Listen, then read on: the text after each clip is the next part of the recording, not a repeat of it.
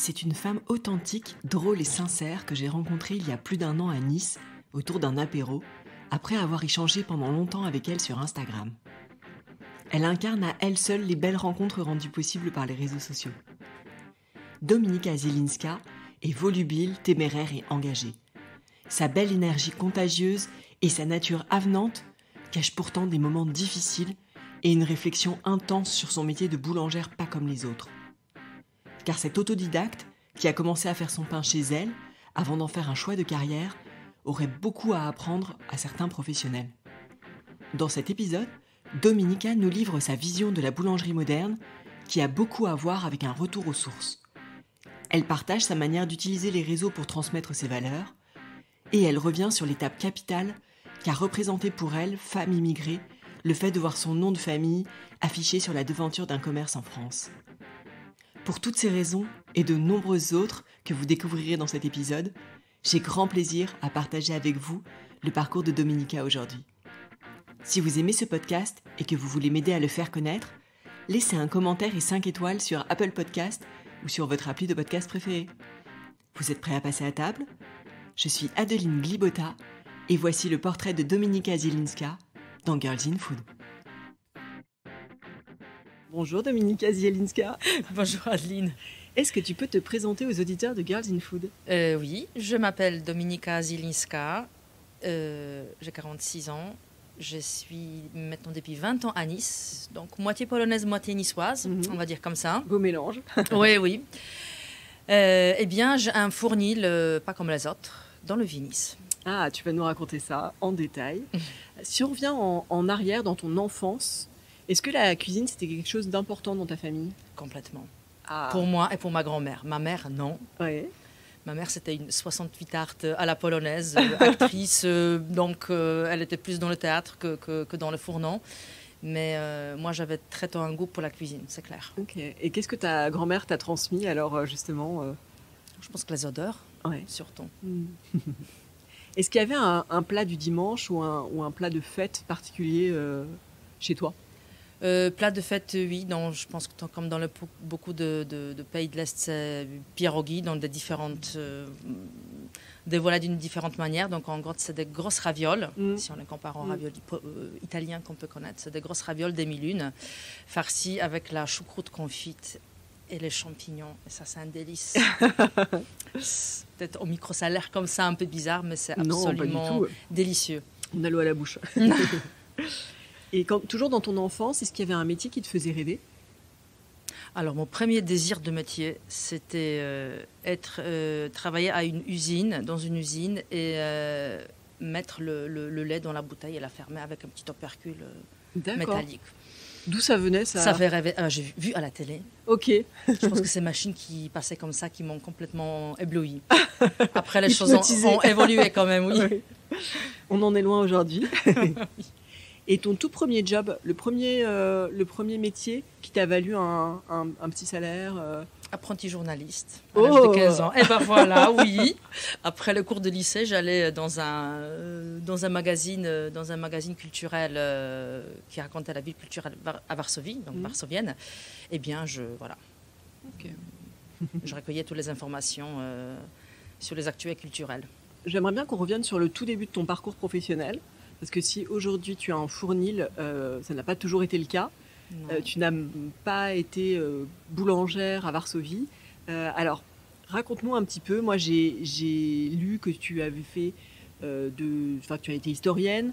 En tout cas, que tu as fait des études d'histoire. Tu as fait du marketing. Alors, raconte-nous un petit peu comment tu as choisi ton orientation après le lycée. On se demande si c'est vraiment comment je choisis. Ça s'est fait un peu comme ça, hein, comme tout ce que je fais, je pense, dans ma vie en fait. Le dénominateur commun, c'est toujours la passion, et ça vient comme ça, hop, et y a une allumette qui s'enflamme, et donc je suis le truc. Donc en fait, lycée, j'étais pas du tout scolaire. Lycée, c'est un carnage en fait. C'était très compliqué pour moi, une scolarité difficile. Et les passages préparation du bac, eh bien, au dernier moment, je change une des matières qu'on peut choisir au bac. Je passe de la géographie à l'histoire. Parce que j'adorais mon prof d'histoire, parce qu'en secret, j'étais un peu amoureuse de lui. Et puis, il racontait l'histoire d'une manière passionnante. Donc, bon, bref, je me suis enflammée pour l'histoire. Et j'étais très bonne, excellente. Alors, ce changement au dernier moment, avant bac, tout le monde se moquait un peu de moi parce que ceux qui osaient passer histoire au bac, quand même, ils étaient très forts. Ok. Et moi, déjà, à la base, j'étais un peu douée pour rien. Donc c'était un peu compliqué. Eh bien, au bac, je suis arrivée à la première. Voilà. J'avais 5 étoiles. J'ai explosé complètement. Voilà. Et après, donc ensuite, j'ai enchaîné sur la fac d'histoire, qui est une des plus difficiles à la faculté de Varsovie. Juste pour une petite histoire, à l'époque, en tout cas, à Varsovie, c'est surtout les journalistes qui font fac d'histoire, parce que ça donne une culture générale très importante dont on a besoin après pour exercer le métier. C'est pas forcément l'école de journalisme, c'est plutôt un bon background. Donc voilà, donc ça explique un peu déjà mon entourage, mes potes de fac qui sont aujourd'hui dans les médias absolument. Une de copines est l'adjointe de Newsweek en Pologne, donc bon, ça montre un peu tous ces milieux-là.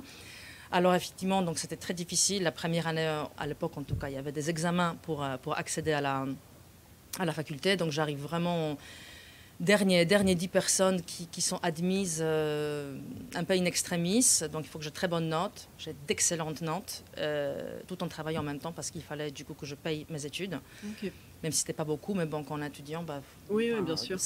Il faut sortir cet argent-là. En plus, ça veut dire moins de temps pour étudier. Oui, bien sûr. Voilà, c'est la double peine un peu. Voilà, j'étais en concurrence, on va dire, avec les copines et les copains qui avaient tout leur temps, vraiment toute l'année universitaire pour étudier. Et moi, il fallait encore que je travaille. Donc voilà. Fort de ces succès, j'ai continué, j'ai adoré l'histoire, j'avais vraiment un gros projet de rester à la fac, de faire mon doctorat, etc.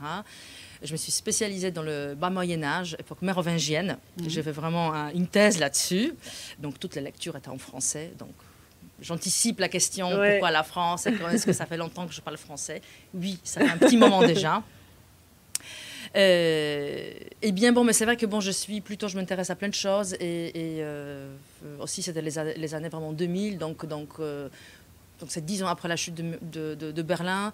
Donc la Pologne a énormément changé. Il y a toutes les publicités, tout qui arrive, toutes les entreprises américaines et de l'Europe de l'Ouest qui s'installent, qui s'implantent. On voit cette nouvelle vie, cet Occident dont moi je rêvais en adolescente, on va dire comme ça. Donc dans ma vie de jeune adulte, tout est là et ça bouge énormément.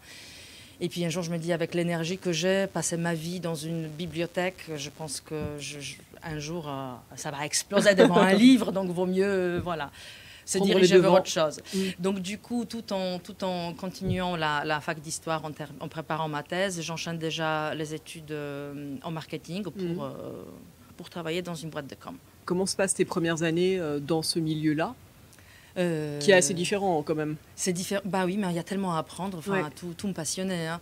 Après, pour dire, donc, je travaillais dans le boîte de com où on s'occupait des campagnes pour Casino Géant. Donc en Pologne, la chaîne s'appelait Géant. Ok. Donc les distributions. Casino, absolument. Voilà. Donc il y avait les billboards, il y avait les spots radio. Donc je participais à tout ça. C'était passionnant. Voilà.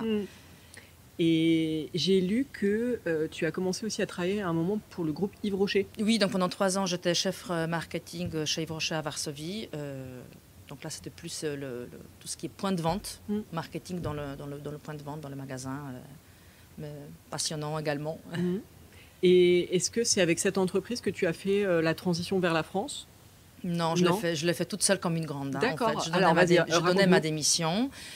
Alors, pour revenir un peu, en fait, vivre en France, c'était un rêve de jeune fille, hein, vraiment, de jeune adolescente, c'était mon rêve. Et puis, je n'ai pas réussi après mon bac.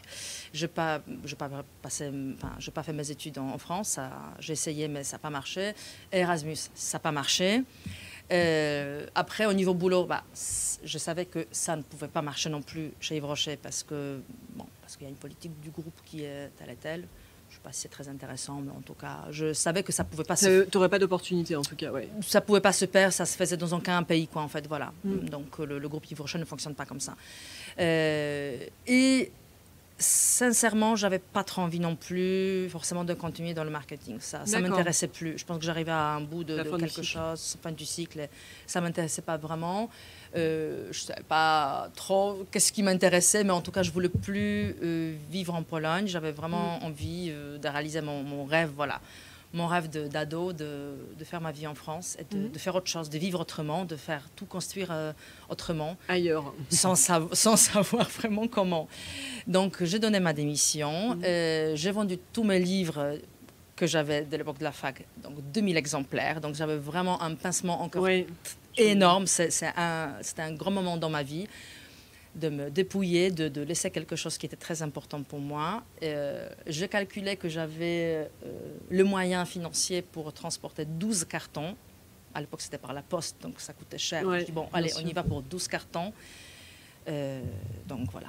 Et comment tu as choisi ton point de chute? Comment ça s'est fait, en fait? Jeune fille, je venais en France pour apprendre la langue française et j'avais une amie qui est niçoise, donc je connaissais Nice. D'accord. Et en tant que, voilà, en tant qu'une personne qui est née, qui a vécu toujours dans une capitale, je sais ce que c'est cette vie dans une grande ville. Et je voulais pas. Je voulais être plus près de la nature. La mer m'appelait très clairement. J'avais besoin de mer et quand même Nice, c'est une ville absolument magnifique. C'est vrai. Me voilà. Et donc, une fois que tu as posé la destination, qu'est-ce qui s'est passé quand tu es arrivé avec, donc, tu as récupéré tes cartons, tu as emménagé. C'est ça. Qu'est-ce qui s'est passé? Comment est-ce que tu as trouvé du travail? Qu'est-ce que tu as fait? Alors, c'était difficile parce qu'en fait, en partant en France, j'étais totalement inconsciente. Et tant mieux, parce que quand on est complètement conscient, je pense qu'il y a plein de choses qu'on fait rien, pas. sinon on fait rien, sinon on fait rien. Donc, en fait, j'avais des mauvaises informations de la préfecture à Nice, comme quoi, à partir du 1er mai 2004, quand la Pologne va rentrer dans l'Union européenne, travailler va être très facile, sans problème. En fait, c'était faux. Il fallait avoir un permis de travail. En théorie, effectivement, on n'avait plus besoin de permis de travail, mais j'avais besoin de permis de séjour. Permis de séjour égale permis de travail. Donc, ça porte pas le même nom, mais donc, c'était plus compliqué que prévu. Voilà, donc ça a pris des mois, donc du coup, le petit boulot, voilà. Donc, la grande chef marketing, je nettoyais les toilettes, les sols des avocats, etc. Je me débrouillais un peu comme ça, parce que quand on ne travaille pas, il n'y a rien qui rentre, l'argent fond, surtout sur la Côte d'Azur. Voilà, comme la neige au soleil. Oui. Et tu t'es pas découragée à ce moment-là? Enfin, je pouvais pas, c'est-à-dire à un moment donné, il y a plus de retour en arrière. Il n'y a plus de retour en arrière et sincèrement, j'envisageais pas. C'est-à-dire, je pense qu'il y a des moments dans la vie où on est sûr et certain de vouloir faire quelque chose, que c'est ça. Et même si ça ne ressemble pas à ce dont on a rêvé, on y est maintenant, donc on y va, ça sera autre chose. Mais sincèrement, non, c'était très difficile parce qu'il y avait des moments où vraiment, j'avais pas trop de quoi manger, c'était extrêmement compliqué. Mais à aucun moment je me suis dit bon alors je rentre chez maman, papa, non, ça rentrait pas, c'était pas envisageable, sincèrement. Donc la force. Et voilà, ça donne de la force rien que d'entendre ton histoire. Donc ensuite voilà, j'ai fini par avoir les papiers nécessaires, mon titre de séjour qui valait permis de travail pour l'européenne que j'étais dorénavant. Je travaillais dans le commerce, dans la vente, un peu à Nice, après à Monaco, c'est plus intéressant si on est dans la vente de prêt-à-porter de luxe. Voilà.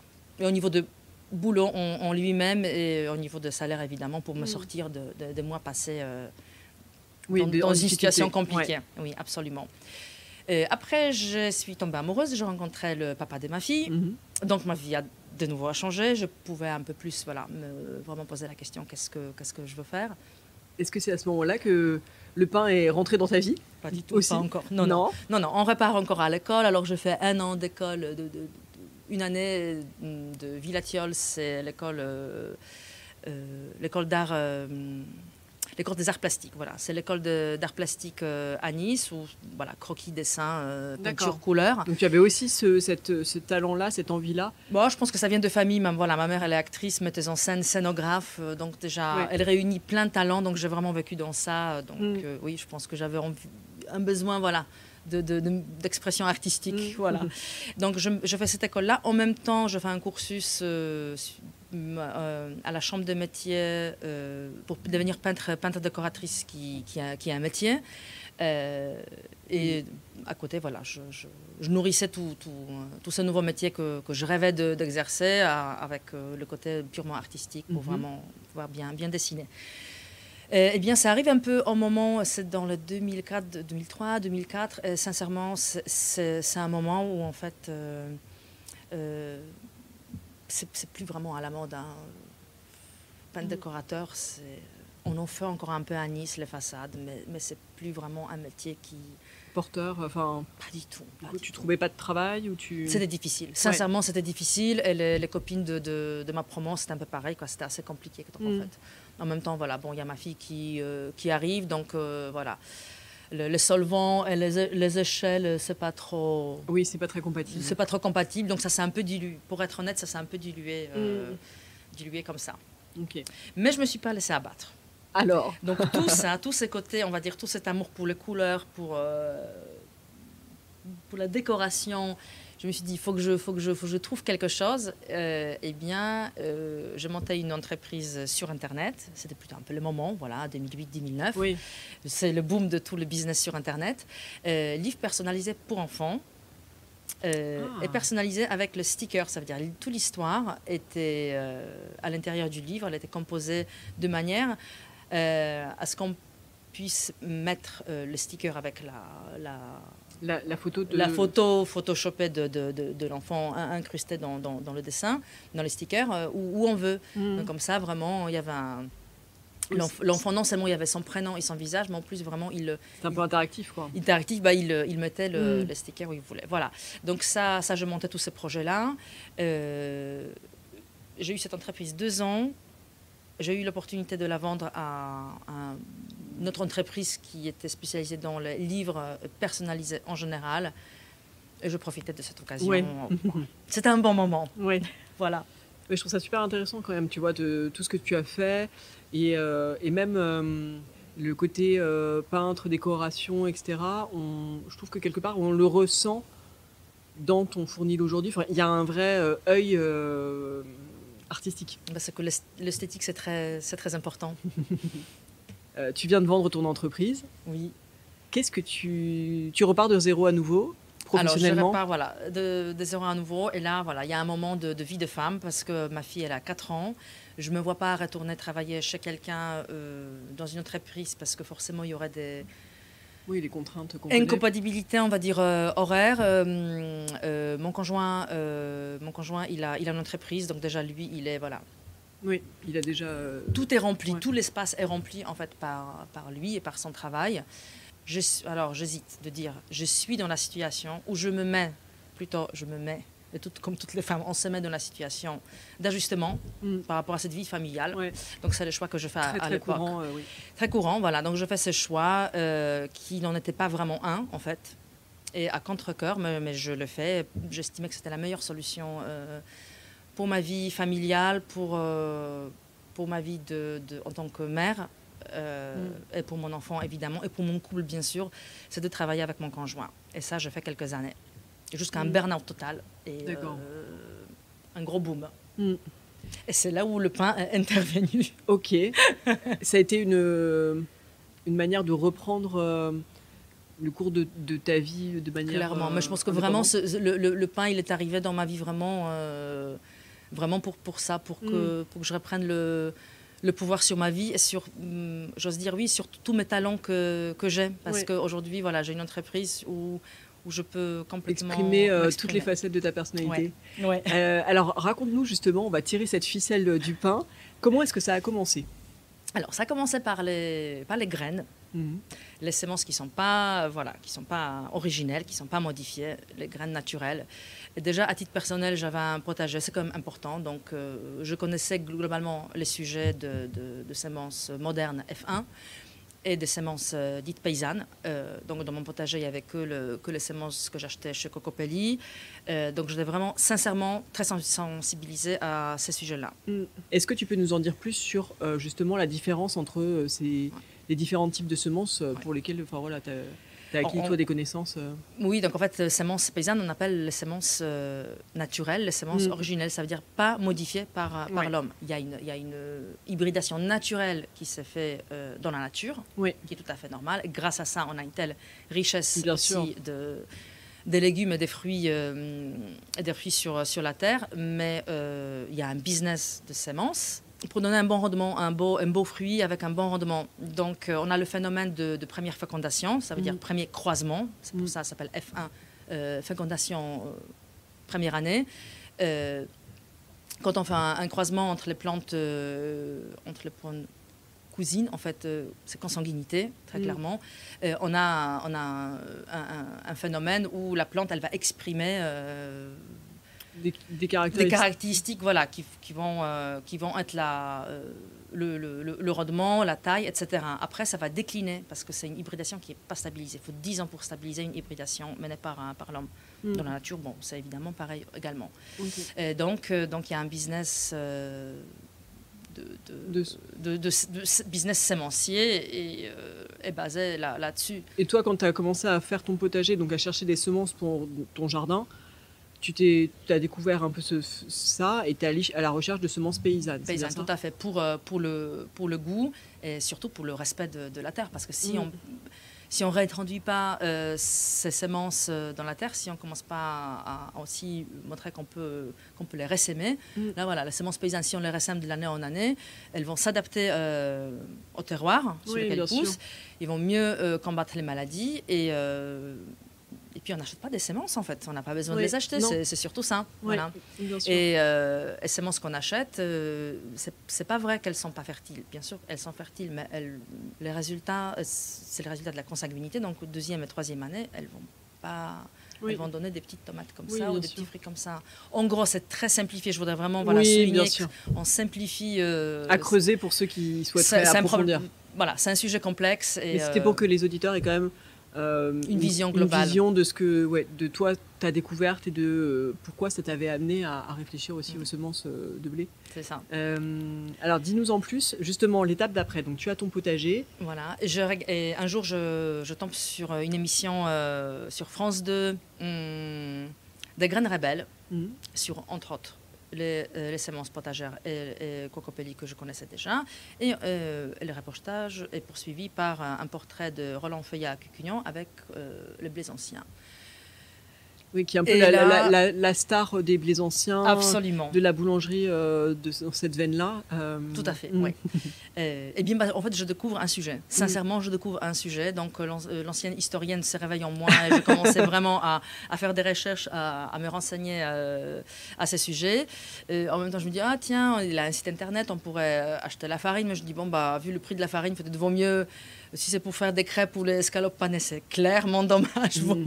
Vaut mieux acquérir certaines connaissances. Et je vois qu'il fait le stage. Alors, sincèrement, ce n'était pas pour faire le pain.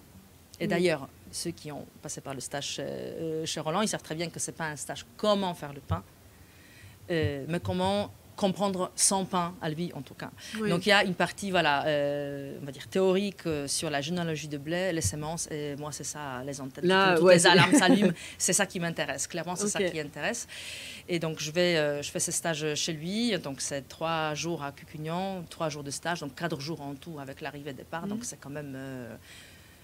voilà, c'est un petit village de 35 habitants, si j'abuse pas, et voilà, on est dans un vase clos, c'est impressionnant.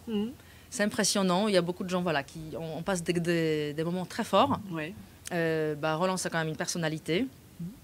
Donc, on a gardé le contact pour les semences parce que, justement, voilà, il voulait trouver des choses que j'ai réussi à trouver. Voilà. Ok. Et donc, est-ce que c'est une collaboration qui s'est mise en place par la suite? Oui, on peut dire ça. Voilà, on peut dire ça. Moi, j'ai passé à peu près plus d'un an à faire des recherches de semences pour lui parce que d'une manière un peu plus structurée qui est liée à ma formation de base. Bien sûr, mais ce que je trouve très intéressant là, c'est que finalement, tu as fait ce stage, tu y allais sans qu'il y ait un enjeu, je veux dire, professionnel particulier. Et en fait, parfois, c'est ça aussi, moi-même, je l'ai expérimenté, parfois, c'est lancer quelque chose, c'est ça qui va voir éclore un ça. nouveau projet. Et en plus, lors de stage, je me souviens bien, bon, il y a un tour de table au début et à la fin, donc forcément, on pose la question, bon, alors qui veut déjà le pain, etc. Donc, tout le monde me faisait le pain à la maison, sauf moi. Et à la fin du stage, je me dis, bon, moi, les semences, je suis absolument passionnée par ça et je vais passer des heures et des heures à lire les choses là-dessus, sur la génétique, etc. Par contre, le pain, bon, très peu pour moi. Après, ce qui fait la différence, c'est qu'une fois on a goûté un pain comme ça, on ne peut plus vraiment revenir à un pain autre, sincèrement. Ouais. C'est tellement riche en goût qu'on ne peut plus manger autre chose. Et justement, parce que quand tu es rentré chez toi à Nice, le marché de la boulangerie à Nice, est-ce qu'il y avait des pains qui correspondaient à tes nouveaux critères? Non. Même à l'époque, il y avait déjà une boulangerie, la boulangerie bio à Nice, mais ça, c'est plus possible après. D'accord, ok. C'est un color inodore, vraiment. Non, mais sincèrement, pour dire ça, c'est vraiment plus possible. Donc après, ce qui fait la différence avec les blés anciens, que c'est tellement vraiment riche en goût que même mes pains ratés, ils étaient excellents. Hein. C'est ça la force. Non, mais c'est incroyable. Vraiment, c'est incroyable. Hein. Ça veut dire que quand on a un très bon produit, même si c'est un peu raté, même si c'est pas réussi, c'est excellent. Ça reste excellent. L'importance des matières premières, toujours. Ouais. Ça, tous les chefs vont dire ça, bien sûr. Et à quel moment cette passion pour finalement le travail des semences, les blés anciens, est devenue un projet d'ouverture d'une boulangerie? À aucun moment. Hein. Mais jamais j'ai eu un projet d'ouvrir une boulangerie, hein, sincèrement. Hein, sincèrement. Alors, vraiment, sincèrement, je poursuis à la maison et à mon temps perdu au travail qui ne m'intéresse pas trop. Sincèrement, voilà, les 2 dernières années de mon travail salariat dans l'entreprise de mon conjoint, c'était vraiment parce qu'il fallait bien travailler. Donc, je faisais ce que j'avais à faire. J'essayais d'être plus efficace et rapide possible pour faire autre chose à côté. Voilà. Pour lire plein de dissertations de généticiens sur les blés pour bien comprendre l'arbre géologique des blés qui est absolument passionnant. J'ai vraiment des recherches là-dessus. Même après, pour Roland, j'ai écrit aussi un texte sur Camut, parce qu'il y a des légendes sur Camut, qu'il y a un blé égyptien, c'en est pas un évidemment, bon ça on savait, mais il fallait bien décortiquer tout ça, donc c'est un travail d'historienne que je fais là-dessus, donc tout ce temps-là est consacré à ça. En même temps, je fais le pain pour moi quand même à la maison, parce que c'est plus possible de manger autre chose, toujours avec le farine que je commande chez Roland à Cucugnan. Et au début, c'est marrant, parce qu'au début, c'est pas mal. Et il y a un moment où il y a une chute vertigineuse de mes résultats, c'est vraiment pas bon, quoi. Il y a une mauvaise fermentation et ça me met très en colère. Et je me dis, mais c'est pas possible, parce que jusque-là, le résultat était, ça va, c'était okay, pour une pain maison, c'était bien, j'attendais pas beaucoup mieux, donc c'était bien. Et d'un coup, il y a clairement, ça va pas du tout, on peut pas manger ça. Et qu'est-ce que j'étais très en colère. Je me suis dit bon, alors là je vais m'accrocher, je vais réussir. Si j'avais une réussite de débutante, c'est pas possible. Oui, tu as vu ça comme un défi. Oui, pas clairement. Comme un motif d'abandon. Et sincèrement, en fait, c'est ça qui m'a mis vraiment une rage comme ça, qu'il faut que j'arrive à avoir un bon pain maison, toujours pain maison. À aucun moment je pense que je veux avoir une boulangerie. Je me prends en jeu. Alors, ce qui est important, je pense, dans mon parcours, maintenant, je peux le voir avec les reculs.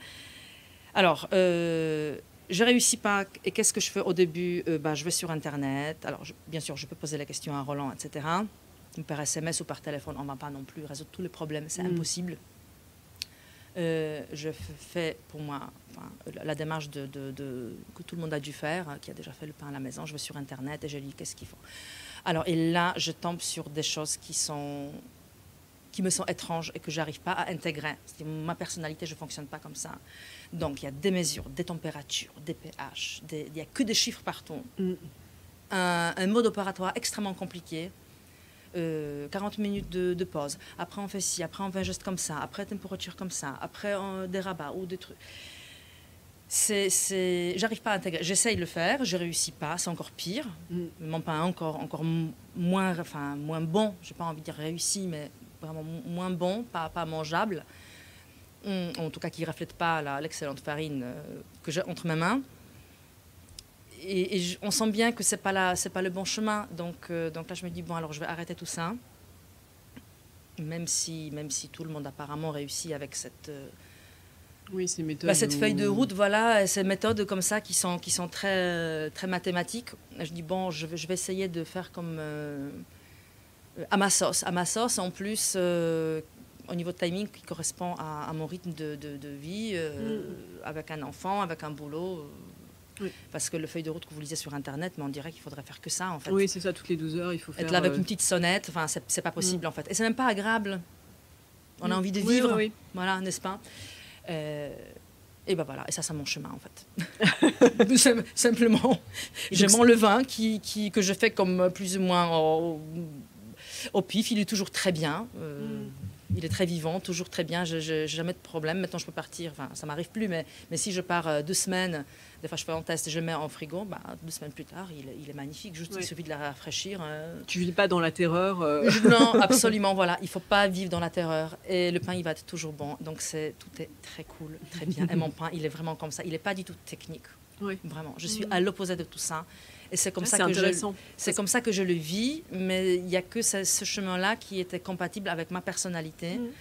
Et c'est comme ça qu'il est réussi. Mais est-ce que tu conseillerais aux gens qui justement font leur pain maison, pas qui sont boulangers, mais qui sont vraiment intéressés, passionnés par le pain en tant que matière vivante et puis comme bien sûr produit de dégustation, de se faire plus confiance? Oui, et de se libérer des chiffres.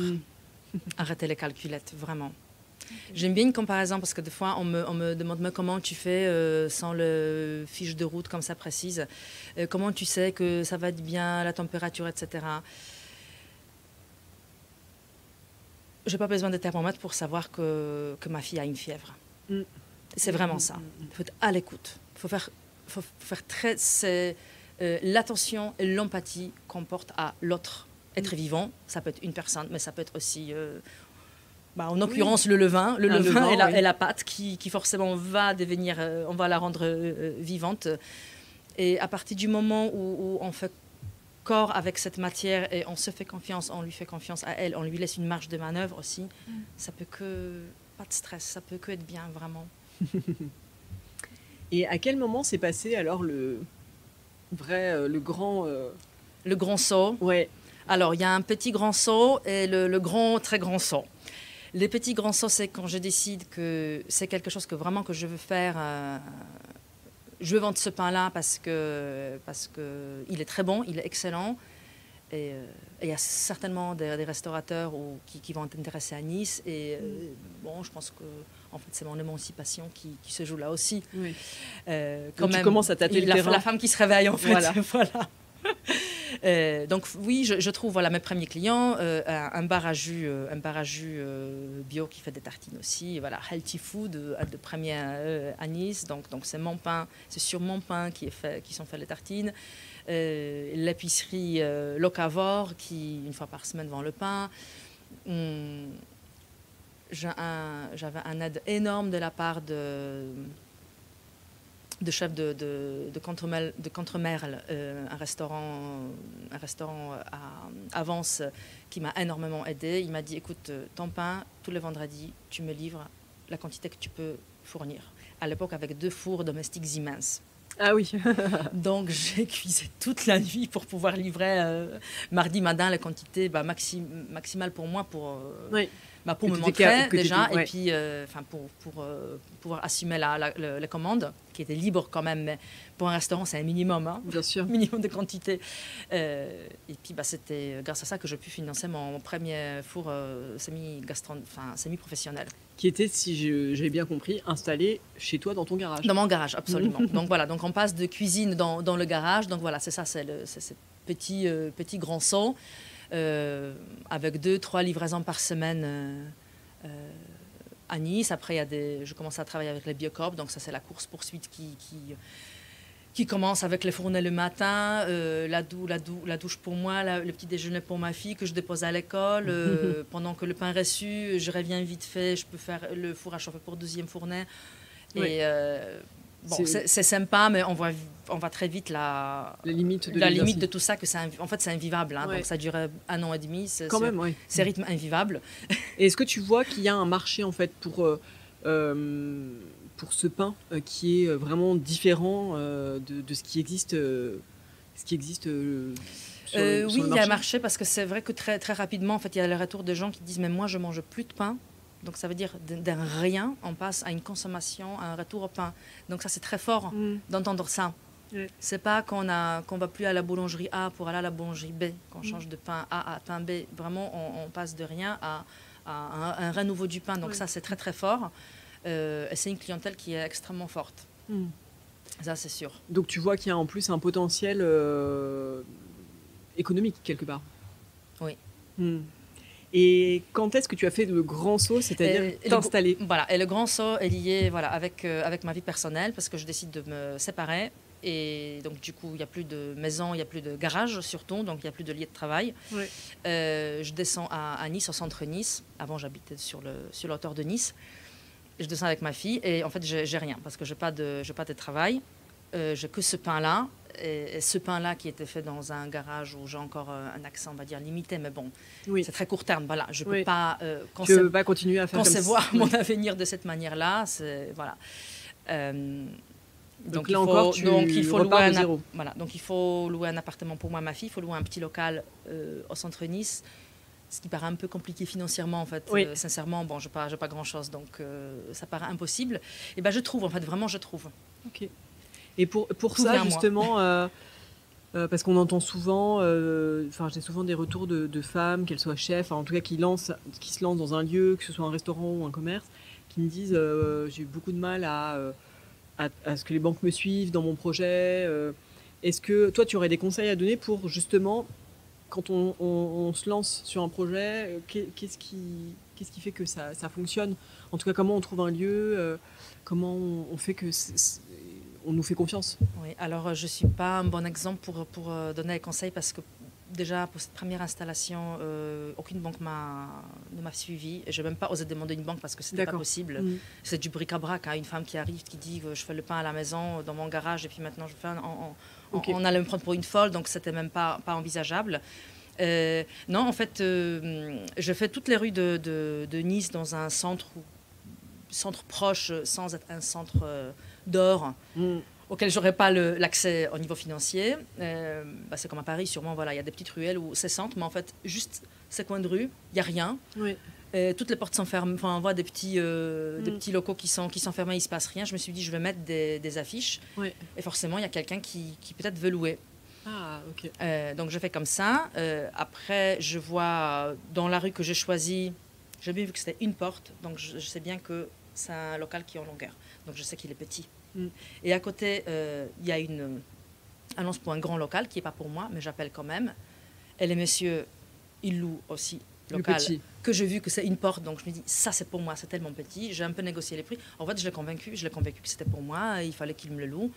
Donc, pas de banque, rien du tout. Juste mais il faut quand même oser, quoi. Bah oui, mais j'ai osé et ça fonctionnait. Ça fonctionnait. Est-ce que pendant toute cette période, tu t'es formée à la boulangerie en dehors de la formation initiale que tu avais faite à Cucugnan? Est-ce que tu as, à un moment, tu t'es dit je vais passer mon CAP boulanger? Alors, on va dire comme ça que je n'ai pas de formation, je suis autodidacte. Même à Cucugnan, ce n'est pas une formation, on peint, c'est une formation. Il n'y a pas de diplôme à la clé. C'est même pas ça, non, c'est même pas question de diplôme, c'est que 3 jours de stage, on parle de semences, on parle de généalogie, on parle de l'histoire du pain, du pain dans la culture, pain philosophique, tout ce que ça implique. Et à aucun moment, vraiment, on fait le pain. Moi, après, ensuite, je suis revenue à Cucugnan plusieurs fois. Et je ne peux même pas dire que j'ai vraiment fait le pain là-bas, parce que c'est pas vrai, mais j'ai pu observer avec un autre œil déjà d'une on va dire, boulangère autodidacte à la maison. Et ensuite, tout ce parcours autodidacte, et que je savais que tout ce que j'ai pu lire sur Internet avec le temps de pousse, les températures, le taux d'hydratation, tout ça, que c'était pas vraiment mon univers, ça me correspondait absolument pas. Je voulais surtout pas faire une école parce que j'ai compris que mon amateurisme est ma plus grande force. Et ça, j'ai compris tout de suite. Et je voulais surtout pas passer par une école. Ouais. Parce que quand on passe par des écoles, c'est pareil pour les artistes. souvent, quand on passe par une école, on est formaté. Et je ne voulais pas être formatée. Ouais, je comprends. Par contre, oui, j'ai un diplôme parce que c'est une obligation légale pour ouvrir une boulangerie. Donc je l'ai. Okay. Je l'ai fait. Point. Dans les règles, mais sans aller plus loin, voilà. Absolument. D'ailleurs, ton entreprise, tu l'as appelée Zielinska Fournil et pas boulangerie. Oui. Est-ce que tu peux nous dire un peu pourquoi Or, c'est un vaste sujet. C'est un débat. C'est un débat. Oui, non, c'est pas vraiment un débat. Tout le monde pose la question, mais dès qu'on rentre chez moi, on voit tout de suite que c'est pas une boulangerie. Voilà. Il y a pas de baguette. Les pains sont pas disposés sur ni en vitrine, ni sur un meuble en bois, ni sur les étagères. Il y a juste une échelle. Une échelle où on défonde le pain, il y a juste ça. Voilà. Bah justement, ça me fait une transition parfaite parce que je voulais qu'on parle de tes produits.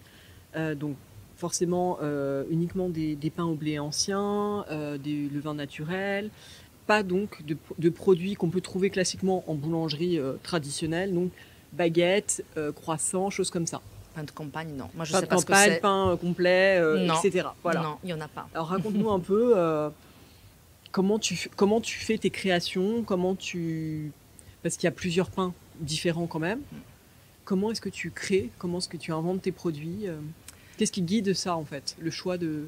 Alors, le premier choix, c'est le choix de la botanique, de la biodiversité. C'est le premier choix. À partir du moment où j'ai compris que cet arbre généalogique de blé se traduisait par des textures de pains différents, voilà. Est-ce que tu peux nous donner des exemples ? C'est mon autoroute. Voilà. Est-ce que tu peux nous donner des exemples, justement, de blé qui donne telle texture pour qu'on comprenne bien ? Bien sûr. Alors, on peut partager la famille de blé pour simplifier. Oui, c'est de l'ultra-simplification, mais c'est pour qu'on comprenne la variété possible aussi. Déjà, il y a 3, on va dire, familles génétiques. Donc, il y a diploïde, tétraploïde et hexaploïde. C'est bon, combien il y a donc, diploïde, c'est comme nous, hein, l'être humain aussi, il est diploïde. Donc, ça, c'est le long grain. Et long grain, c'est la seule espèce qui représente les diploïdes. Petit épeautre en grain, donc il y a des variétés différentes, il y a des variétés botaniques, voilà. Donc au niveau de couleur, on a le blanc, enfin, le clair, celui qui est connu en Provence, l'engrain de Provence. Il y a aussi le rouge et le noir. Donc moi j'ai la chance de travailler avec une population d'engrains. Donc population veut dire plusieurs variétés de la même espèce. Donc l'engrain, qui est cultivé en Piémont, vraiment. Donc pour la biodiversité, c'est magnifique. L'engrain, il a déjà dans le pétrin, déjà à partir du moment où on mélange la farine avec de l'eau, on sent bien, on sent que c'est crémeux. Presque ça sent la crème, vraiment. Okay. Après, voilà, on développe quand on travaille des produits, on développe vraiment une sensibilité, mais tout de suite, ça sent une crème. Et c'est un pain qui a une mie dense, mais très crémeuse. Il y a un effet risottant sur les palais, vraiment. Il active bien la salive. Mais voilà, il y a un peu de mâche, mais c'est comme un risottant. C'est crémeux, c'est long, c'est savoureux. Il y a des notes de noisettes fraîches, d'anis fraîche, vraiment en fin de bouche, donc un côté frais. Et ça, c'est un pain, par exemple, que je conseille pour tous les fruits de mer. Pour le saumon, pour les huîtres, c'est magnifique. C'est d'une finesse incroyable. Beaucoup mieux l'engrain que le seigle, qui va être très fort, qui va tuer un peu l'huître. L'engrain, il va l'accompagner. Contrairement aux idées reçues, en fait, et à ce qu'on voit communément comme association. Bah oui, parce que le seigle, en France, on ne fait pas forcément 100% seigle. C'est pas forcément, donc, il est déjà... Bon, c'est plus du métail réellement, et pas forcément le blé ancien, etc. Plein de choses. Alors, pour aller plus loin, l'engrain, il est crémeux, et une huître bien grasse, elle est comment C'est magnifique. Donc là, le deux en bouche, c'est magnifique. Voilà. Donc c'est comme ça que je travaille le pain aussi, et c'est comme ça que je le présente. Il faut qu'il y ait une vraie différence. Ensuite, dans les tétraploïdes, ce que je travaille, on a les camutes, qui est une sous-espèce à part. Il y a le blé dur que je travaille de temps en temps aussi. Donc là, ils ont un point quand même, c'est une mie qui est un peu comme une éponge. Donc plutôt, on pense que c'est dense, mais en fait, c'est des petites alvéoles qui font que la mie, elle est vraiment très, très briochée, très fondante. C'est une mâche qui est... Voilà, c'est une mie qui fond en bouche. Également, Pétaniel noir de Nice, c'est une variété d'une espèce poulard, toujours le tétraploïde, donc au niveau génétique, On est, voilà, on va dire les cousins, entre guillemets, du camut et du blé dur. Le poulard, voilà, que j'ai sorti de la banque de semences, qu'il y a une paysanne aujourd'hui qui le cultive pour moi en exclusivité. Elle a un très beau terroir. Elle a un terroir qui donne les blés assez sucrés.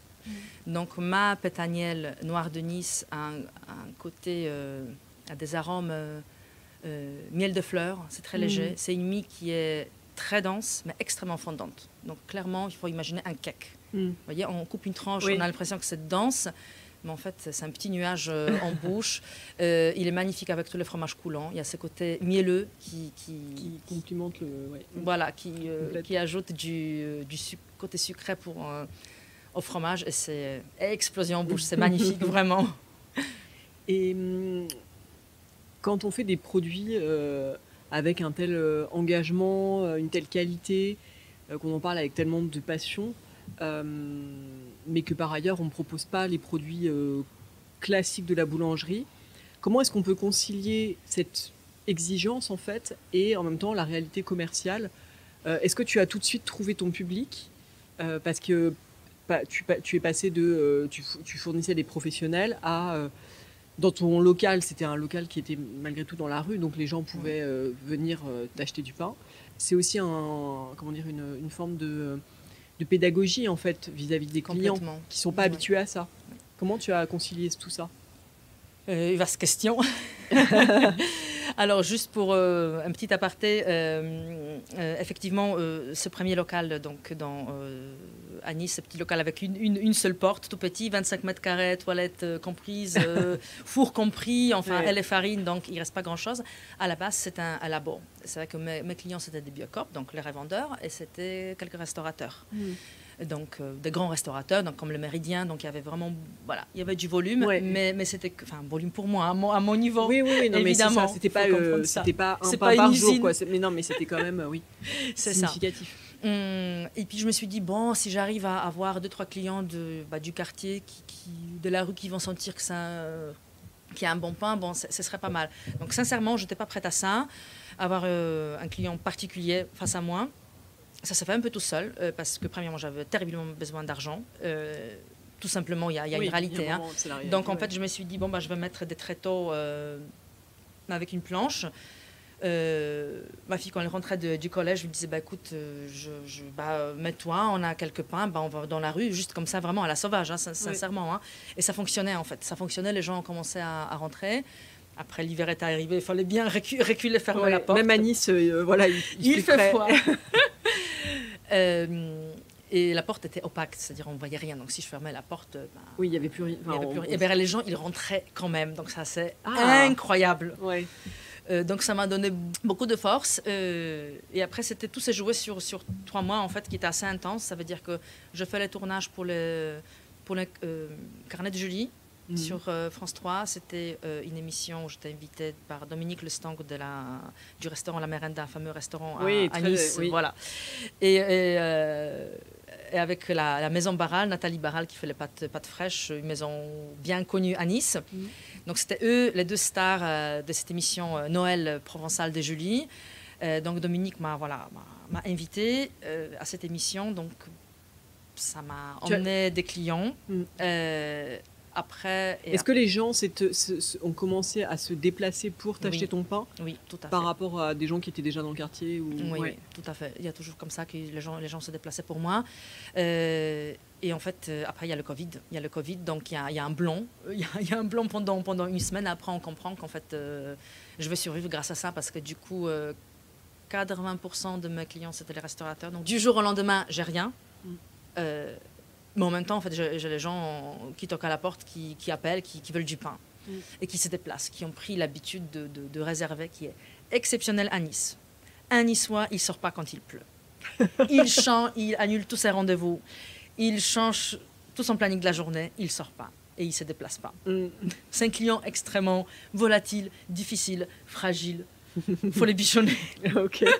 Donc, Covid, c'était assez exceptionnel. Je pense que pour le commerce, en tout cas, en France, partout, on sait bien sûr, on a tous vécu, tous les commerçants ont vécu un peu ce changement de comportement. Mais à Nice, voilà, c'était incroyable. On avait des gens très fidèles, très rigoureux, voilà, qui appelaient la veille pour commander le pain pour le lendemain parce qu'ils savent que c'est la fermentation de 24 heures.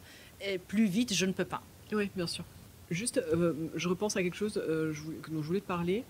C'est quand tu t'es lancé, enfin moi j'ai vu que en quelque sorte, ta devise, ou en tout cas ton engagement, c'était les femmes, l'écologie et la biodiversité. Oui. Est-ce que tu peux commenter pour nous ce mantra, enfin La biodiversité, parce que la richesse de mes pains est vraiment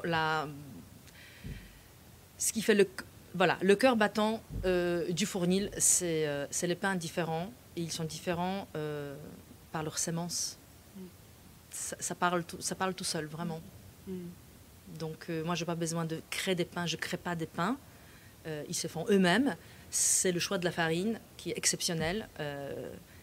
Et le choix est fait en fonction de la génétique, dans le sens où pour représenter cette biodiversité, pour avoir cette texture et des arômes différents, et même quelqu'un qui comprend rien, quelqu'un à qui je n'ai pas l'occasion à expliquer, s'il prend 2 pains, forcément il faut être différent, et forcément quand il va prendre 2 tranches, il va voir que c'est pas la même couleur, c'est pas la même densité, c'est pas la même mâche, c'est pas les mêmes arômes. Voilà. Pas besoin d'être un universitaire pour ça, ni de suivre le cours. Après, effectivement, il y a beaucoup de pédagogie et maintenant, au fil voilà, depuis 3 ans, je développe un discours où je présente le pain. C'est pour ça, c'est pas une boulangerie. Oui. Aussi, c'est pas une boulangerie parce que dans aucune boulangerie, on vous explique les pains avec quel mets les apprécier. On n'explique pas la mâche, on n'explique pas les arômes, les accords, on n'explique pas ça. Mais comment est-ce que tu recrutes, parce qu'aujourd'hui tu n'es plus toute seule? Oui. Comment est-ce qu'on trouve des profils qui partagent cette passion, en fait, qui sortent pas forcément d'un CAP boulangerie? Ils viennent à moi. Oui. C'est ça, c'est comme le local, il est venu à moi. Et non, sincèrement, les gens, ils viennent à moi. Donc c'est un casse-tête parce que plusieurs fois, j'avais besoin de recruter. Je me disais, mais comment je veux faire? Et il y a un truc incroyable qui se fait que quand c'est vraiment la deadline, on a dépassé la deadline, il y a la bonne personne qui arrive. Sincèrement, et ça m'est arrivé cet été. Ah, c'est vrai. J'étais en pleine dépression. On a passé un été très difficile, sans personnel. Mon second, Julien, il est parti en vacances. Au lieu de prendre 2 semaines, il a pris 1 semaine, mais il fallait bien à un moment donné de prendre les vacances, c'était pas possible. Je suis restée seule et en plein mois d'août, donner les annonces. Non mais enfin, c'est même pas la peine parce que tout le monde est en vacances, personne cherche le travail. Eh bien, 6h moins 15, il y a quelqu'un qui toque à la porte. Je me dis, ah non, mais c'est qui? En plus, on me dérange, je suis seule, j'ai 2 fois plus de boulot et on me dérange. Et une jeune femme, toute fine, toute petite, avec son CV. Et je lui dis, écoute, tu restes 1 jour pour observer, parce que tout le monde veut faire du pain, mais dès qu'ils voient à quoi ça ressemble, ils n'ont plus envie. Donc je lui dis, écoute, tu restes à observer. Ça lui a plu. Je lui dis, on fait 3 jours ensemble. Voilà. C'est parti. Voilà. Et voilà. Donc Laura, elle est exceptionnelle aussi. C'est une force de la nature. C'est une jeune femme qui fait, je sais pas, 1m55, qui est toute fine, mais qui, voilà. Oui, parce que force dans ce corps, il est incroyable. Voilà. Oui, parce qu'il y a souvent une idée reçue quand on parle du métier de boulangère, c'est que c'est un métier très dur physiquement et que c'est par principe un peu discriminant pour les femmes, c'est-à-dire que les femmes n'auraient pas la force physique de faire ça. Ah oui, mais ça, on sait depuis la nuit des temps, que la femme est plus faible que l'homme. Ouais. Ça, on sait. Ah oui, ça. Donc c'est bien de voir aussi que c'est, en fait, par ton exemple, par l'exemple de tes collaboratrices, que en fait, il n'y a pas de vérité derrière ce mythe. C'est un mythe, voilà. C'est un mythe, c'est des conneries. Non, mais pire, c'est des conneries. D'ailleurs, c'est des chiffres, c'est encore une fois, voilà. Il y a la vision masculiniste et les chiffres appliqués à une réalité qui, voilà. On peut être fort, peut-être ils sont forts, nous on est malines, on arrive à faire avec autrement. Tu as dit quelque chose qui m'a interpellée. Tu disais qu'il y a des gens qui viennent et qui ont envie de faire du pain et qui, quand ils voient ce que c'est vraiment, ils n'ont plus envie. Et effectivement, la boulangerie ou le fait de faire du pain, ça attire beaucoup de profils du secteur tertiaire, des gens qui sont passés par, qui sont dans une quête de sens, parfois qui ont eu un peu un éveil à la panification pendant les confinements. Tout à fait. Est-ce que comment est-ce que toi tu vois cet essor, cet appel de quelque part du pain chez ce genre de profil? Est-ce que pour toi il y a une place pour ces profils-là? Mais après, il y a la place pour tout le monde, hein, mais effectivement, je pense que là, on vit déjà avant confinement, il y avait beaucoup de. On est une génération, il y a beaucoup de reconversion. Je suis l'exemple de cette reconversion de plusieurs métiers. Voilà, non, mais on est toutes comme ça. Et le confinement a accentué ce désir simplement d'avoir un métier de nos rêves, de se réaliser dans son travail. Donc c'est magnifique, c'est très bon. Après, voilà, il y a un rêve et une réalité. Et je pense que globalement, même ce qu'on dit pour les émissions de cuisine qui ont fait que la cuisine aujourd'hui est un métier désiré, qui n'était pas il y a encore 20 ans. Oui, bien sûr. N'est-ce pas? C'était plutôt CAP, tu faisais CAP, ça veut dire que tu n'es pas assez bon pour aller au lycée. Exactement, c'était vraiment une orientation un peu voie de garage. Voie de garage, tout à fait, c'était pareil pour le boulanger, pâtissier, etc. Aujourd'hui, voilà, c'est chef d'entreprise, c'est éventuellement la star, plus pour le chef que cuisinier ou pâtissier, pas pour le boulangère ou boulanger. Mais oui, il y a ce désir, c'est très bien, c'est qu'après, c'est du boulot, en fait. Voilà. C'est un métier qu'il faut apprendre. C'est dur parce que comme tout est difficile, quand on veut être un bon professionnel, à la fin, il y a un produit qui sort qu'on propose à nos clients. Bien sûr. Mais la voie la plus classique, finalement, quand on veut faire une reconversion, c'est d'aller dans une école et de se former, par exemple, au CAP de boulanger. Or, on voit les limites de l'exercice. Quand on t'écoute, on voit qu'il y a une autre manière d'exercer ce métier et de faire du pain. Comment, si tu devais donner un conseil à ces profils-là qui se questionnent, qui s'intéressent, qui sont peut-être passionnés par le pain, qui se disent est-ce que ce serait pas ça ma voie à moi, comment vérifier ça? Qu'est-ce que tu leur dirais, toi? Est-ce qu'il faut se rapprocher de professionnels dont la démarche leur parle? Est-ce que pour éviter la désillusion, bien sûr? Non, après, des fois, la désillusion, peut-être c'est inévitable. Et, ça dépend ce qu'on en fait, en fait. Hein. C'est pas, pas les choses qui nous arrivent dans la vie, c'est ce qu'on en fait.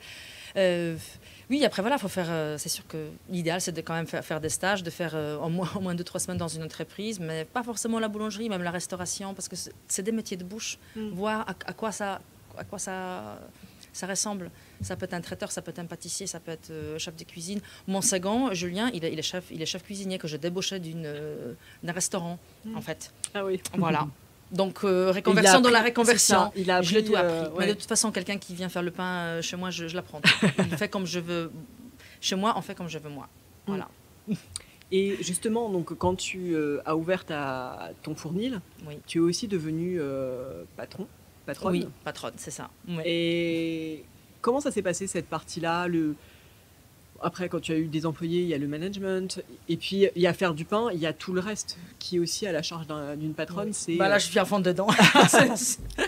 À vrai dire, je suis à fond dedans. Okay. Le grand changement s'est opéré l'an dernier où voilà, je suis partie de mon 25 mètres carrés, donc mon premier, le petit local avec la fameuse porte.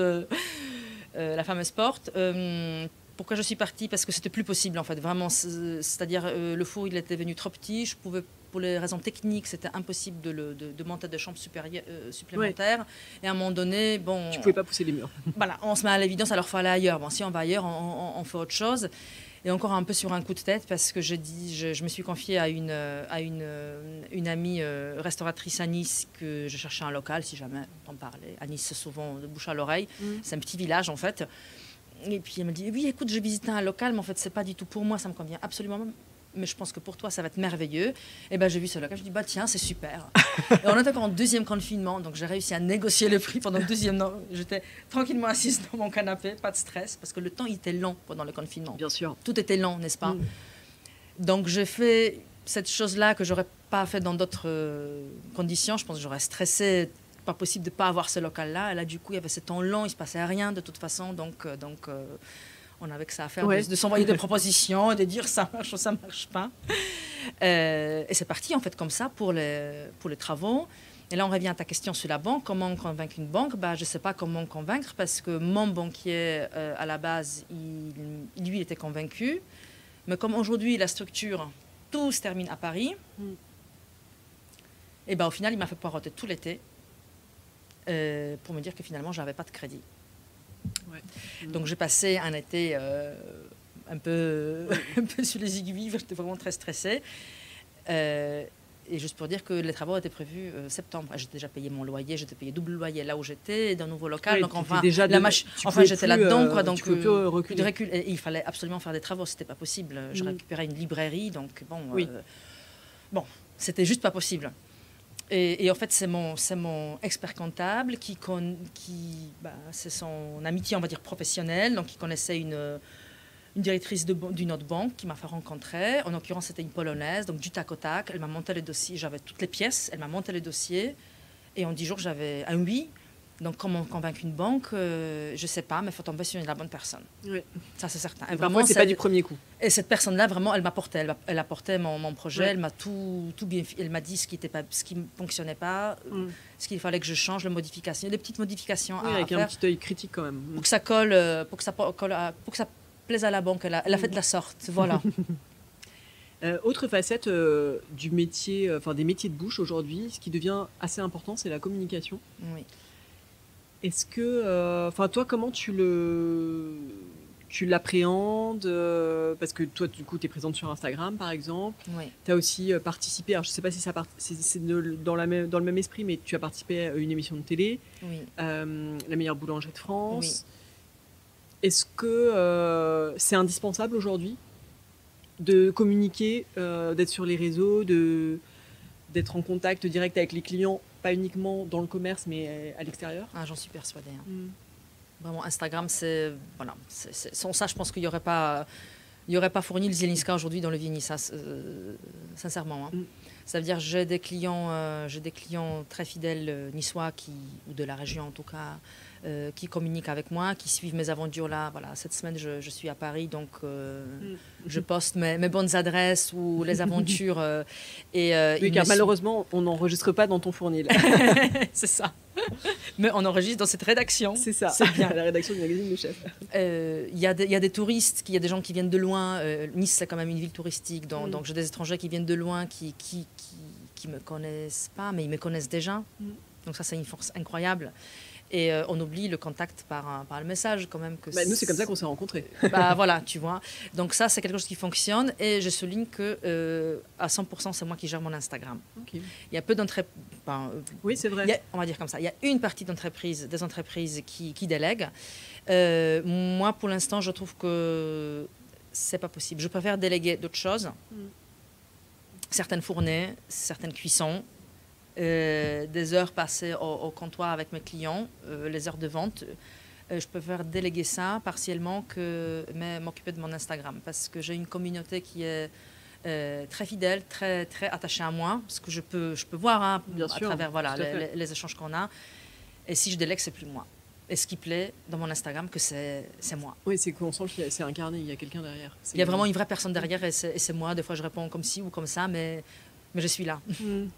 Et est-ce que tu aurais des conseils à donner justement aux gens qui se lancent dans les métiers de bouche parce que forcément, on a 1000 choses à faire quand on se lance. On n'est pas forcément tous experts de la communication ou des réseaux. Malgré tout, ça vaut la peine de... je pense que je suis exemple, oui, que ça vaut la peine. Instagram, je l'ai appris sur le tas. Je suis génération de Facebook que j'ai abandonné il y a très longtemps parce que ça... Oui, c'est un peu tombé en désuétude. Oui, ça correspondait plus. Et puis Instagram, c'était nouveau. Et j'ai vu que, au début, je me forçais. Je me souviens les premières photos, mais c'était vraiment ça. J'avais l'impression que ça me prenait des heures, l'histoire des hashtags, tout ça. On arrive à... On progresse aussi. On progresse, on apprend et on arrive à s'organiser de manière à... on peut aussi créer... avoir des notes avec des hashtags qu'on utilise de temps en temps pour ne pas les retaper à chaque fois parce que c'est sans fin, évidemment. Pareil, gestion des photos, des vidéos, on les fait et puis je suis organisée. Je prends le temps d'être organisée pour gagner du temps ensuite et avoir un vrai plaisir de gérer mon Instagram. Parce qu'en fait, c'est ça, je pense que toujours, il faut que ça reste un plaisir, vraiment. Dominica, on l'a évoqué un petit peu de ci, de là dans ton parcours sur la place des femmes, le fait d'être une femme, et en particulier maintenant que tu es dans le milieu de la gastronomie, est-ce que c'est une place particulière toujours aujourd'hui? Moi, je trouve que oui. Ça l'est, vraiment. Est-ce que c'est pour toi aujourd'hui, ça reste être une femme dans le milieu de la gastronomie une forme de handicap? Est-ce que toi, tu as réussi à en faire une force? Est-ce que... Pour moi, c'est une fierté, Ouais. c'est certain. Mais oui, c'est une force, mais c'est quelque chose qui est remarqué parce que je suis une femme. Et D'accord. surtout, bon, toi, tu parles de la gastronomie. Merci beaucoup, je prends ça comme un compliment. Mais on reste dans le pain, dans la boulangerie. Bah, combien de fois j'ai entendu que c'est un métier d'homme? Oui, Et combien de exactement. clients des clients qui sont présentés en tant qu'anciens boulangers ou boulangers en exercice qui me donnent des conseils. C'est insupportable, il faut le dire. Hein. C'est un mansplaining et j'en ai trop eu et c'est pas possible. Alors pour dire toute l'histoire de mon entreprise, au début, je me suis cachée derrière le nom des blés. Pétaniel pour Pétaniel Noir de Nice et Barbu pour Barbu de Roussillon. Pétaniel et Barbu, je trouvais c'était très joli, un peu poétique, bon, fleur bleue peut-être, voilà, que ça sonnait bien. Et bien à partir du moment où voilà, j'étais dans mon petit local et les gens venaient m'appeler Daniel, parce qu'ils n'arrivaient pas à retenir le mot Pétaniel, et surtout qu'ils cherchaient le Barbu, soi-disant mon mari qui faisait le pain. C'est pas une fois, c'est des dizaines de fois. C'est pas possible. Voilà. Ouais. Donc je cherchais un autre nom et pour être honnête,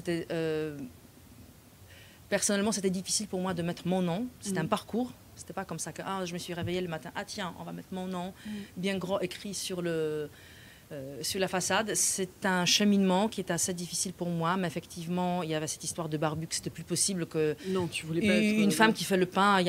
Dans le nom, il y a Barbu. On cherchait un homme qui n'avait aucun homme chez moi, donc c'était pas possible. En plus, ça attirait l'attention vers une personne qui n'existait pas, qui n'était pas au lieu de moi, donc la communication était clairement brouillée. Oui, bien sûr. Et faussée. Je cherchais d'autres noms et il n'y a rien qui collait. Et c'est vrai que c'est des personnes d'extérieur qui m'ont dit « Mais essaye ton nom, pourquoi tu mets pas ton nom? Regarde, il y a les chefs, les pâtissiers, ils mettent tous leur nom. Les mecs, ils mettent tous leur nom en façade. Même pas, ils se posent la question. Et nous, on est toujours là à dire peut-être mon petit prénom, peut-être... Voilà, pas le nom, mais le petit prénom. Moi aussi, j'ai un nom. J'ai un nom. Alors, en tant que femme immigrée, c'était pendant des années difficile pour moi d'être en France et de prononcer ce nom-là. Et je vais avouer que pour des petits rendez-vous, du style rendez-vous, je ne sais pas, chez les coiffeurs ou récupérer les chaussures chez un cordonnier, je ne donnais pas mon nom de famille à moi, mais je donnais le nom de mon conjoint, bien français, qui était facile à prononcer, facile à écrire, et parce que j'en avais marre qu'on égorge ton nom aussi. Mais c'est même pas ça, c'est qu'on me demande d'épeler 3 fois pour pouvoir le noter plus ou moins correctement. Enfin, c'est difficile et je pense que beaucoup de personnes qui sont immigrées, qui ont des noms un peu bizarres, en tout cas pas français, ils savent très bien de quoi je parle. Oui. C'est douloureux. Donc on a envie de se cacher, on a vraiment cette envie de s'intégrer d'une, on va dire, mauvaise manière, de disparaître. Et en fait, c'est notre différence et les origines qui font la force. Bien sûr. J'avais une seule... Alors, quand j'ai changé de nom pour Zielinska, j'avais une seule femme qui est venue, qui m'a dit « Ah, c'est difficile à compliquer. » J'ai épellé, je donnais les syllabes, je dis « Voilà, Zielinska. » Vous voyez, c'est pas si compliqué que ça. Vous allez apprendre, vous répétez 1-2 fois, ça va rentrer. Par contre, j'ai eu énormément des femmes d'immigrés, portugaises, espagnoles, enfin rien à voir avec la Pologne, vraiment juste tout simplement un parcours d'immigrés qui m'ont dit mais c'est super que vous avez mis votre nom sur la façade, c'est incroyable parce que et raconter son histoire. Donc là j'ai senti quelque chose que c'est universel en fait, que c'est pas juste mon nom, c'est un nom étranger, féminin qui parle à plein d'autres personnes et ça donne une force incroyable. Oui. Est-ce que dans le milieu de la boulangerie, tu as l'impression qu'il y a une génération de femmes qui émergent parce que toi tu es la digne représentante d'une boulangerie authentique, engagée, mais est-ce que tu sens qu'il y a un éveil plus large? Oui, bien sûr, on sent qu'il y a beaucoup de femmes. Déjà, le fait qu'il y a des femmes qui travaillent chez moi. Laura qui travaille chez moi, elle veut son projet de s'installer à la campagne, dans un chez elle, dans quelques années et faire le pain. Donc, c'est un vrai projet, un vrai désir. Aussi, j'ai la chance de recevoir de temps en temps les stagiaires de l'école Chambellan. C'est Oui. une excellente école. Voilà. Ah bah ça, donc toi, Pour tu une peux fois, c'est une recommander. excellente école Voilà. qui prépare. On termine avec un CAP boulanger, donc on peut légalement, dans toute légalité, exercer le métier. Voilà. Non, mais ça, c'est un bon conseil faisaise aussi du parce pain. que c'est concrètement, si quelqu'un qui est désireux d'apprendre voilà, des méthodes ou en tout cas une philosophie authentique du pain, il peut aussi s'orienter vers. Chambellan. Voilà, Ouais. l'école de Chambellan, en plus, c'est une école voilà, en 3 mois pour les adultes, voilà, en reconversion. Et en plus, ça prépare tout le business plan. Donc, il y a un côté business. Ce n'est pas juste le pain parce qu'effectivement, il n'y a pas que le pain. Il y a ce qu'on disait, il y a tout un business après. Et ce que je vis aujourd'hui, voilà, une vie de chef d'entreprise avec plein de casquettes et toutes les Bien problématiques, elles les ont. Voilà. Ce que ça représente. Est-ce que tu aurais un dernier conseil à donner à une femme aux auditrices qui vont nous écouter et qui voudraient marcher sur tes pas? Alors, il faut marcher sur ses pas à soi. Il faut rêver, il faut être soi-même. Vraiment, ça a l'air comme ça, difficile. Mais je vais raconter une petite histoire. En fait, quand j'étais encore à la maison, je faisais le pain pour moi. Et j'étais juste je me disais, je fais des recherches sur les semences, peut-être je vais faire des articles, mais le pain, c'est juste pour moi. Il n'y a pas longtemps, j'ai retrouvé un dessin que je fais avec ma fille. À l'époque, elle avait, je ne sais pas, 8 ans. Enfin bon, un dessin d'enfant où on a dessiné une façade de boulangerie. Mais clairement, c'est un dessin à 2 mains. J'ai beaucoup aidé. Aujourd'hui, bien sûr, c'est une évidence que, à l'époque, j'avais peut-être 38 ans, mais j'ai dessiné avec mon enfant mon rêve à moi, que j'arrivais même pas à formuler. Et même dans ma tête, tu m'as dit mon projet de boulangerie, mais j'ai jamais eu de projet de boulangerie parce qu'à aucun moment, j'osais imaginer que je peux avoir une boulangerie. C'était trop grand pour moi. Sincèrement, on n'ose pas. En fait, les femmes, on n'ose pas assez, donc il faut oser, il faut juste fermer les yeux et penser ce qu'on veut faire et le faire, tout simplement. Et marcher avec ses pieds à soi et sur le trace des personnes. Mais tu restes quand même, je trouve, un super rôle modèle pour celles qui nous écoutent parce que le chemin n'a pas été tout tracé et c'est toi qui l'as dessiné. Oui, tout était devant moi. Et sincèrement, tout était devant moi, oui. Et avant de passer au questionnaire Girls in Food, j'aimerais bien que tu nous dises s'il y a des femmes qui t'inspirent. Pas forcément dans le domaine food, mais qui sont les femmes qui t'inspirent? Mais je suis dans la food, donc il y a des femmes qui m'inspirent forcément. Alors, comme ça, spontanément, c'est quand même Christina Tosi. La fondatrice de Milk Bar à New York, que ça on dit si tout le monde ne la connaît pas encore, que j'ai pris connaissance de cette femme incroyable en regardant Chef's Table sur Netflix. Cette nana, elle est quand même incroyable, donc c'est une inspiration totale pour moi. Pour te dire, ses débuts, en fait, elle était dans la gastronomie, mais pour David Chang, elle faisait toute l'administration, la gestion du groupe, de l'entreprise. De l'entreprise. Elle faisait les gâteaux pour le repas de service. Donc c'est incroyable. Et elle a construit une belle entreprise qui est maintenant très très connue aux États-Unis. Même peut dire empire bientôt. Ouais, c'est un petit empire, c'est ça. Un petit empire, mais c'est incroyable. Donc c'est mon rêve, vraiment d'y aller, de goûter, de me prendre en photo devant l'enseigne, Milk Bar, c'est absolument incroyable. On suivra ça sur ton compte Instagram. C'est ça. Est-ce qu'il y a d'autres femmes que tu aurais envie de citer? Dominique Crène. Ça, on est d'accord. me manque de mots, mais c'est quand même une femme incroyable que ça, sincèrement, j'adorerais pour la voir en vrai, la rencontrer. Oui. Un incroyable, une histoire, une femme avec une histoire incroyable. Dernière partie de cette interview, le questionnaire Girls in Food, des questions pour mieux te connaître. Quel est ton dernier coup de cœur food? Alors, mon dernier coup de cœur food, c'était dans un restaurant niçois, Babel, face à la mer. Donc, c'est un spot incroyable. La chef, c'est une jeune italienne, Francesca, qui a fait cet été, elle a fait un taboulé incroyable. Je suis revenue plusieurs fois pour le manger. Et pour moi, le secret, c'est la façon dont les herbes sont taillées. Donc, il y a la taille qui est très fine et il y a des grosses feuilles. Et ça, en bouche, ça fait une mâche incroyable. Et il y a toutes les arômes qui se diffusent d'une manière que je n'ai pas encore eu l'occasion de manger dans un taboulé. Est-ce qu'il y a un plat qui résume parfaitement ton enfance? Ah oui, c'est zapiekanka. Donc, tous les Polonais vont savoir ce que c'est. Alors, zapiekanka, c'est une tranche de pain rassis avec un peu de beurre si on en a. Il faut un corps gras pour retoaster ce pain. Ouais. À défaut de sauce tomate ou de ketchup, on met concentré de tomate. Et il y a toujours un fromage à pâte dure qui se promène, donc une tranche de pain, un peu de paprika. C'est la touche polonaise, en tout cas dans ma maison, au four. Mais ça, c'est les dîners ou lèche-doigts de mon enfance, en fait. Et c'est délicieux. On va essayer. Est-ce qu'il y a un plat que tu as goûté que tu n'as jamais oublié?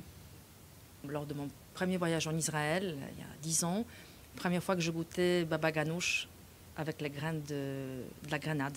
Et ça fait toute la différence. Ces côtés sucrés, acidulés dans le baba ganoush, c'est tout l'Orient. Est-ce qu'il y a un aliment que tu détestes? L'andouillette. Je partage assez. Je ne suis pas originale. Oui. Est-ce qu'il y a un produit que tu as toujours au frigo ou dans tes placards dans ta cuisine? Oui. Bon, on revient à l'enfance, c'est concentré de tomate et il y a toujours un fromage qui se promène, qu'on peut râper, qu'on peut refondre, qu'on peut fondre au four. Oui. Quelle est ta recette fétiche, celle que tu fais tout le temps chez toi? La recette fétiche. Ta recette doudou Oh, ça va être les pâtes à la courge. À la courge avec la cannelle. C'est très réconfortant. Oui. L'ail, cannelle, un tout petit peu de miel, un tout petit peu de parmesan, crème fraîche. Mais surtout, vraiment, le premier rôle, c'est le mix de cannelle et de potimarron ou de courge. Ok. À tester l'hiver. C'est excellent. Oui. Et justement, quand tu es en cuisine pour faire cette recette, qu'est-ce qui se passe? Quelle est la bande-son? Est-ce que tu écoutes de la musique? Est-ce que tu écoutes la radio? Est-ce que tu discutes avec ta fille? Est-ce que tu parles avec tes invités? Qu'est-ce qui se passe? Alors, avec ma fille, je ne peux pas discuter, c'est elle qui parle tout le temps. Donc c'est un podcast à elle-même. Sinon, si je suis seule, effectivement, je vais écouter des podcasts féministes ou sur la cuisine, comme le tien, ou on écoute la musique. Si on est toutes les deux, on écoute la musique. Quel serait le restaurant de ta vie s'il n'en restait qu'un? Ton restaurant préféré de tous les temps? Non, c'est Dominique Crène, Atelier Dominique Crène, voilà. Okay, donc à San Francisco. Et un restaurant que tu donnerais cher pour découvrir, qui te fait rêver? L'Arpège d'Alain Passard. Ça fait des années que ça me fait rêver, voilà. Ça continue. Dernière question de cette interview. Quelle femme souhaiterais-tu entendre dans un prochain épisode? J'aimerais bien entendre Vanessa Massé. Je pense que tu ne l'as pas encore interviewée, parce qu'il y en a d'autres que j'avais sur ma liste. Mais bon, c'est déjà fait, donc du coup... voilà. Alors Vanessa Massé, elle était élue la meilleure sommelière par Guide Michelin en 2021 et est chef de restaurant Pur Rêver à Nice. Merci beaucoup Dominica. Merci. À très bientôt. À bientôt. Si ce podcast vous plaît et que vous voulez m'aider à le faire connaître, mettez-lui 5 étoiles et laissez un commentaire sur Apple Podcast ou sur votre appli de podcast préféré. À bientôt pour une nouvelle interview de Femmes Inspirantes.